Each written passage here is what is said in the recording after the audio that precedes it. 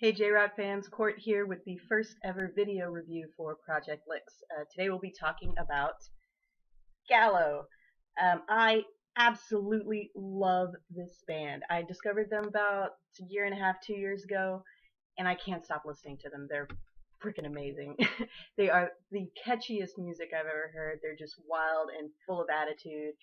And if you haven't listened to them before, go over to their official YouTube channel and check it out. I swear to God, every song on there will be in your head for days. It's impossible to get rid of it. Don't even try. So I will be talking about their latest single, Incubus, which came out on May 27th. And this is just like what you would expect from a band like GALLO. It is just crazy. Every track on here, it's a three-track single.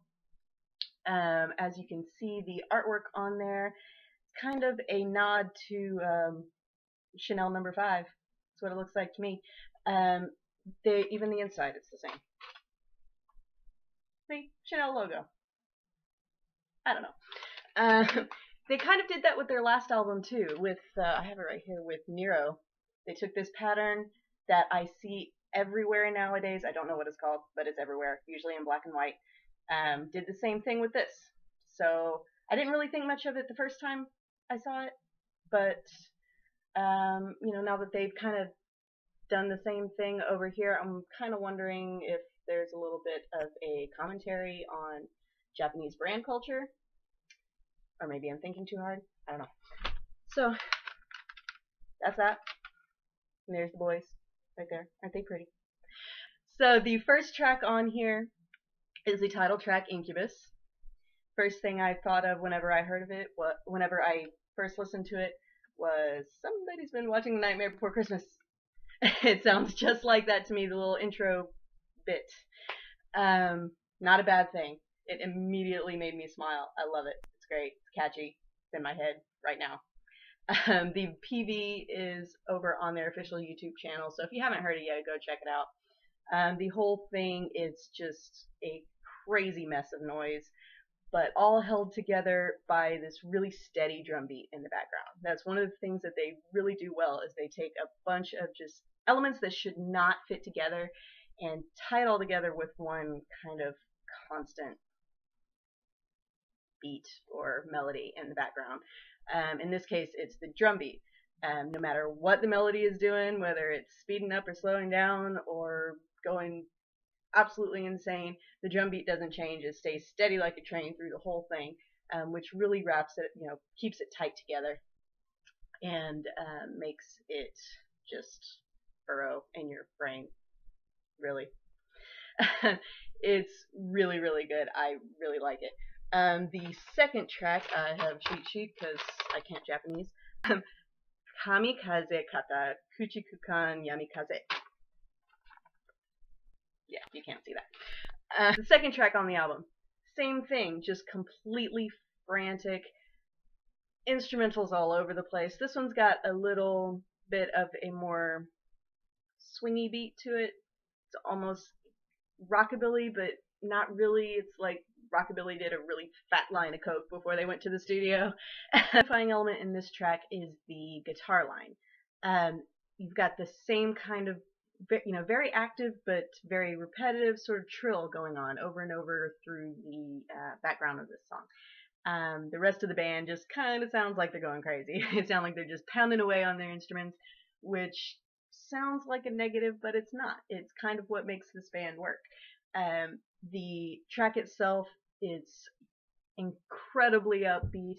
It gets your adrenaline going. It's the kind of song that when you listen to, you kind of want to drive a fast car or, just do something crazy. It really gets your energy up. It's really, really good that way. Okay, the final track on this single, cheat sheet again, it's GALLO Shiki So So Kyoku Daiichiban Dobe. This one is a much more traditionally structured, I suppose, song.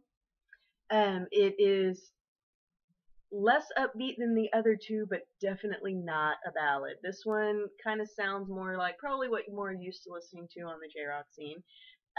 It's cleaner. All of the instrumental tracks everything just seems more structured. The one thing I do want to talk about on this track is JoJo's voice. He has a very unique voice, and this track really displays that well as far as the 3 tracks on the single. This is probably the best one to really hear the uniqueness of his voice. He has a very distinctive vibrato, really strong growl. All of those elements kind of come together in this track. Not my favorite one on the single, but it definitely ties everything together, and it kind of brings the energy down to a more manageable level. If you listen to the 3 tracks straight through, by the end of the 2nd track, your heart's kind of going like this. This last one kind of brings it down a notch, which is good. Kind of ties everything up, makes everything nice and pretty. So overall, Incubus, very enthusiastic thumbs up. Go out and get it. If you've never heard the GALLO before, but you're kind of interested in checking it out, I really suggest picking this up. It's not expensive in the framework of Japanese CDs. Just go pick it up. You can get it over at CD Japan. We will stick all the links down in the description down below the video, along with all the pertinent links for the band and their YouTube channel, so you can go check them out there. Like I said earlier, this is my first video review, so do let me know in the comments how you think I did. If you want to see more of these, let me know. If you think it's a terrible idea and you never want to see my ugly face again, say that too. Put it down there.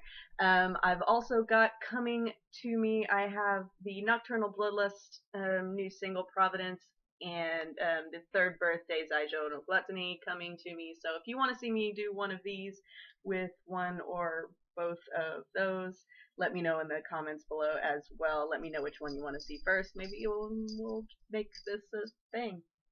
We'll see. This is Court with Project Licks. Make sure to go check out the blog. All the pertinent links down below. And we'll see you next time. Bye.